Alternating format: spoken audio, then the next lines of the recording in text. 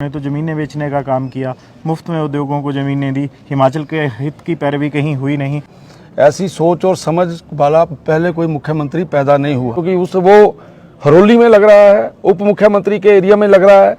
क्या आप उनको लेट डाउन करना चाहते हैं कि केंद्र में आपके नेता जाकर रुकवाते हैं, ग्रांट रुकवाने का काम करते हैं, कर्ज की लिमिट आप लोगों ने कम करने का काम किया। कर्ज की ये जो दर है ये केवल हिमाचल प्रदेश के लिए नहीं है कि आप लोगों ने बड़े बड़े इन्वेस्टर मीट करवाए, हुआ कुछ नहीं, खर्चा ही हुआ। 680 करोड़ के स्टार्टअप फंड की डेफिनेशन शुरू कहाँ से हुई है? मुख्यमंत्री की सुखाश्रय योजना को आप योजना नहीं मानते? नहीं, 1500 महिलाओं को देंगे, बताइए कहाँ है? 2 रुपये किलो गोबर कहाँ है?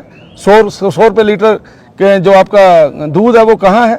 300 यूनिट फ्री बिजली की बात करते हैं, कहाँ है? ओपीएस बहाल की है, उसका बिल्कुल नहीं कर, की सरकार की घोषणा थी, पूरी हमें करनी निश्चित है। जो सरकार का कंटिन्यूटी में है, जो हमने बोला है उसको आगे करिए पूरा। हिमाचल प्रदेश विधानसभा का बजट सत्र चल रहा है। अगर हम आज की बात करें तो आज सदन में स्टार्टअप का मसला भी गूंजा, उसके साथ साथ उद्योगों का मसला भी गूंजा। उद्योग मंत्री भी जवाब दे रहे थे, मुख्यमंत्री भी जवाब दे रहे थे। हमारे साथ पूर्व की सरकार में उद्योग मंत्री रहे बिक्रम ठाकुर हैं। आपसे पहला सवाल, मुख्यमंत्री कह रहे थे उद्योगों का जब चर्चा का विषय आया, उन्होंने कहा आप लोगों ने तो ज़मीनें बेचने का काम किया, मुफ्त में उद्योगों को ज़मीनें दी, हिमाचल के हित की पैरवी कहीं हुई नहीं। हमारी सरकार हिमाचल के हितों की पैरवी कर रही है, आपको समस्या हो जाती है? माननीय मुख्यमंत्री जी को ऐसा लगता है कि जिस प्रकार की समझ, जिस प्रकार की सोच उनकी है, ऐसी सोच और समझ वाला पहले कोई मुख्यमंत्री पैदा नहीं हुआ। हिमाचल प्रदेश की जिस प्रकार की टोपोग्राफी है, जिस प्रकार का हिमाचल प्रदेश है, यहाँ पर पर्यटन की दृष्टि से तो कोई व्यक्ति आ सकता है, लेकिन कोई व्यक्ति इंडस्ट्री लगाने के लिए यहाँ क्यों आए? इसलिए हिमाचल प्रदेश में अगर इंडस्ट्री लगनी है तो हिमाचल प्रदेश की सरकार को उस इंडस्ट्रियलिस्ट को अट्रैक्ट करने के लिए किसी न किसी प्रकार का कंसेशन देना पड़ेगा। ये कोई आज की बात नहीं है, जब से हिमाचल प्रदेश बना है आप तब से देखिए, समय समय के ऊपर जो पॉलिसीज़ बनी है उसमें आपने ये पाया होगा, कहीं सब्सिडी दे रहे हैं, कहीं बिजली सस्ती दे रहे हैं, तभी जो इंडस्ट्रियलिस्ट है वो यहाँ अट्रैक्ट होता है। आपको याद होगा जिस समय स्वर्गीय प्रधानमंत्री श्री अटल बिहारी वाजपेयी जी ने एक स्पेशल पैकेज दिया था हिमाचल प्रदेश को, उस समय हिमाचल प्रदेश के अंदर इंडस्ट्री आई थी। एशिया का सबसे बड़ा फार्मास्यूटिकल हब उस समय जो है वो बना था। इसलिए इनको ये लगता है कि अगर किसी को अट्रैक्ट करना है तो उसको अट्रैक्ट करें ज़्यादा महंगी बिजली देकर। ऐसा नहीं होगा। अभी इन्होंने नोटिफिकेशंस की हैं, अभी इन्होंने कई प्रकार की बातें की हैं, लेकिन जब आप उन बातों के बारे में स्टडी करेंगे तो आप ये देखेंगे कि पिछले 1 वर्ष 4 महीनों के अंदर केवल और केवल बातों के अलावा कुछ नहीं हुआ है। आपने सेस लगाने की बात की थी, मुझे बताइए कहाँ सेस लगा? आपने सेस के नाम पे एक बहुत बड़ा रिटायर्ड अफसरों की फौज लगा दी, वहाँ पे एक इतना बड़ा जो खर्चा वहाँ पे हो रहा है, लेकिन सेस के नाम पे एक पैसा नहीं आया है। इसी प्रकार से जो इंडस्ट्रियलिस्ट है वो हिमाचल प्रदेश से भाग रहा है, जा रहा है। आज बिजली की दरें इतनी ज़्यादा महंगी हो गई हैं, इतनी महंगी बिजली हिमाचल प्रदेश में कहीं और नहीं मिल रही। इसलिए मुझे ऐसा लगता है कि इन सारी चीज़ों को समझना चाहिए। अब उनको ये लग रहा है कि ब्लैक डक पार्क जो है उसमें जो ज़मीन है उसका रेट बड़ा कम था। भैया कंपटीशन किया है पूरे हिंदुस्तान के अंदर, तब हिमाचल प्रदेश का नाम आया है। हिमाचल प्रदेश का 3 ब्लैक डक पार्क मिले हैं, उनमें से एक black duck park Himachal Pradesh को मिला है। और 1923 करोड़ रुपये का वो प्रोजेक्ट है, 1000 करोड़ रुपया गवर्नमेंट ऑफ इंडिया दे रही है, लेकिन पिछले 1 वर्ष 4 महीनों के अंदर वहाँ कोई काम नहीं हुआ। हम किसी एजेंसी को एग्जीक्यूट नहीं कर पाए आज की तारीख में।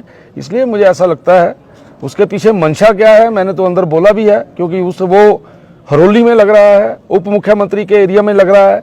क्या आप उनको लेट डाउन करना चाहते हैं, या आप ये चाहते हैं कि हिमाचल प्रदेश का जो निचला क्षेत्र है वहाँ पर इंडस्ट्री ना लगे? तो इन सारी बातों के ऊपर विचार करना चाहिए, ताकि हिमाचल प्रदेश के अंदर जो बड़े प्रोजेक्ट दिए गए हैं, चाहे वो मेडिकल डिवाइस पार्क है, चाहे वो ब्लड डक पार्क है, वहाँ जल्दी से जल्दी काम शुरू हो। विक्रम जी, आपने एक वाटर सेस का मसला उठाया। वाटर सेस के ऊपर तो आपकी विपक्ष पर पहले से ही सवाल उठते रहे हैं कि आपके नेता दिल्ली जाते हैं, आपकी चिट्ठी कमाल करती है। वाटर सेस का मसला हो, कोर्ट में कारोबारी जाएं, कोर्ट में वो प्रोजेक्ट लगाने वाले लोग जाएं, आपकी चिट्ठी ही काम करती है। अभी थोड़ी देर पहले CPS आशीष बुटेल भी यही कह रहे थे कि केंद्र में आपके नेता जाकर रुकवाते हैं, ग्रांट रुकवाने का काम करते हैं, कर्ज की लिमिट आप लोगों ने कम करने का काम किया। हिमाचल के हितों की पैरवी कहाँ हुई? ये जो आप प्रश्न कर रहे हैं कि कर्जों के विषय में, आपके लिए जो मैं जानकारी देना चाहता हूँ, जो कर्ज की ये जो दर है ये केवल हिमाचल प्रदेश के लिए नहीं है, पूरे हिंदुस्तान में किसी भी स्टेट ने कोई कर्जा लेना है तो वो टर्म एंड कंडीशनें वही हैं जो हिमाचल प्रदेश में लागू होती हैं।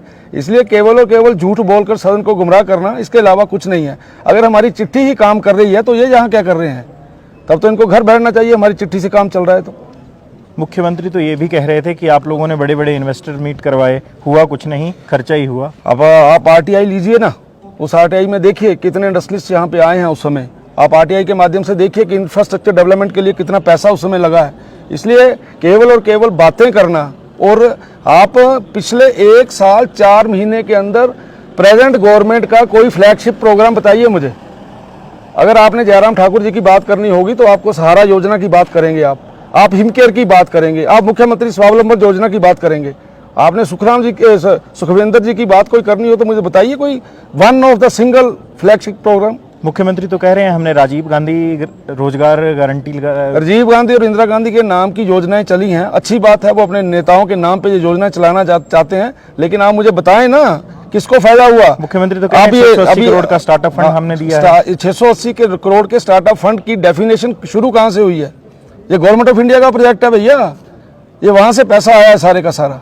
आपने एक किताब खोली है, जिस किताब के अंदर जितने पन्ने हैं उन पन्नों में 80% पन्ने जो है वो गवर्नमेंट ऑफ इंडिया की स्कीमों के हैं, चाहे वो जायका है, चाहे वो फिनसिंग प्रोजेक्ट है, चाहे कोई और प्रोजेक्ट है।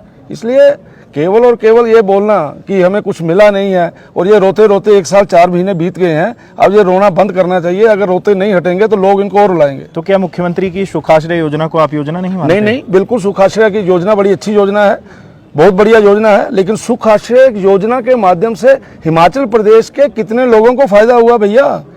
आप केवल 2000 2,500 लोगों की बात को लेकर सुबह से शाम तक एक ही योजना का नाम लेते जा रहे हो। आप कोई ऐसी योजना बताइए ना जिससे आम लोगों को फायदा हुआ हो। बताएं, आप एक योजना बताइए मुझे, मैं पूछ रहा हूँ। आपने बोला हम 1 लाख लोगों को नौकरियां देंगे, बताइए कहाँ है? 1500 महिलाओं को देंगे, बताइए कहाँ है? 2 रुपये किलो गोबर कहाँ है? 100 रुपये लीटर के जो आपका दूध है वो कहाँ है? 300 यूनिट फ्री बिजली की बात करते हैं, कहाँ है? ओपीएस बहाल की है, उसका बिल्कुल नहीं कर रहे। बिल्कुल ओपीएस बहाल किया है। एक काम को लेकर आप खुश हो रहे हैं बहुत ज्यादा। अगर आपने ओपीएस बहाल की है तो आपको ये भी याद होना चाहिए कि कर्मचारियों को मिलने वाला कोई भी भत्ता, उनका डीए, उनकी किस्तें पिछले 1 वर्ष 4 महीनों के अंदर कुछ नहीं मिला है। वो तो कर्मचारियों से इंटरव्यू लीजिए और पूछिए उनको। मैं ठीक बोल रहा हूं, कह रहे थे कि आपकी सरकार की घोषणा थी, पूरी हमें करनी पड़ रही निश्चित है। जो सरकार का कंटिन्यूटी में है, जो हमने बोला है उसको आगे करिए पूरा। अगर आप पूरा नहीं करते हैं तो आप शरेआम बोलिए कि हम नहीं कर सकते। एक आखिरी सवाल, बद्दी की इंडस्ट्री में जहां आग लगी थी वो मसला बड़ा उठा, आपने भी उठाया। सवाल ये है, वो इंडस्ट्री 1 वर्ष में तो लगी नहीं है, पिछले वर्षों की सरकारों ने क्या उसके ऊपर चेक नहीं किया था कि वो ठीक से चल रही है या फिर नहीं चल रही है? आज आग लगी है तो बात आज उठेगी।